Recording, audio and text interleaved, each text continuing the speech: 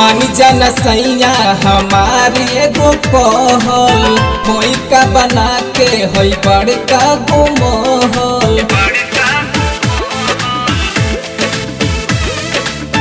मान जाना सैया हमारी एगो कहल होई का बना के होई बड़का जे महल। सब धन भरल बाटे कुछ के ना दुख बा, सब धन भरल बाटे कुछ के ना दुख बा।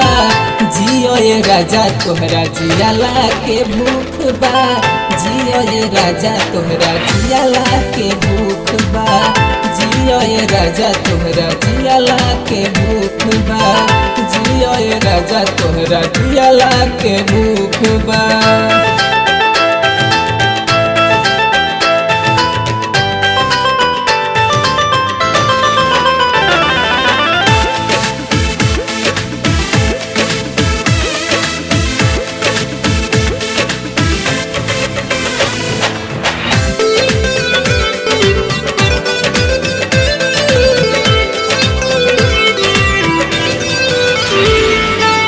काले के चले घरवा के बोझा छोड़ कमाई रही के सोझा।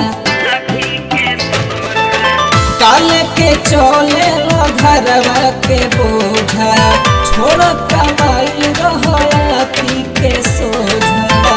तू जदि रहब त जीवन भर सुख बा, तू जदि रहब त जीवन भर सुख बा।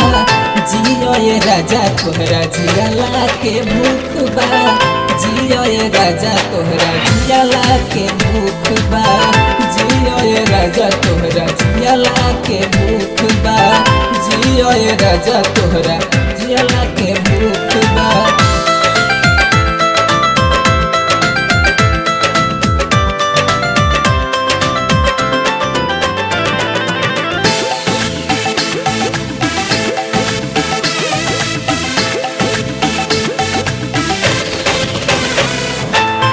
अब नहीं जाए तब हम तोहके बहरा, अच्छा सब मिल जाई नैहर से हमारा। अब नहीं जाए तब हम तोहके बहरा, अच्छा सब मिल जाई नैहर से हमारा। चिंता जन करी रौआ पैसा ओने पूछबा, चिंता जन करी रौआ पैसा ओने पूछबा। जियो ये राजा तोहरा जियाला के भूख बा, जियो ये राजा तोहरा जियाला के भूख बा, जियो ये राजा तोहरा जियाला के भूख बा, जियो ये राजा तोहरा जियाला के भूख बा।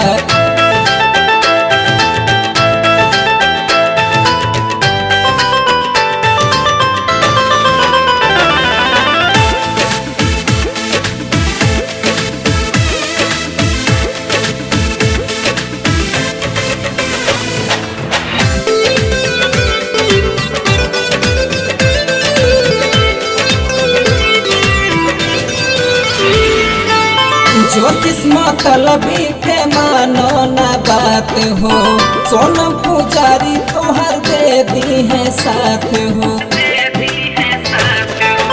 जो किस्मत लबी के मानो ना बात हो, सोनम पुजारी तोहर दे दी है साथ हो। तोहरे खातिर अन्न धन भरल सब कुछ बा, तोहरे खातिर अन्न धन भरल सब कुछ बा।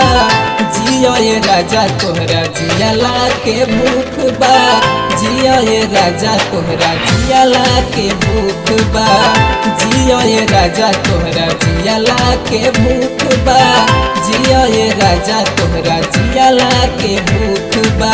मान जाना सैया हमारी एगो कहल होई का बना के होई बड़का जे महल।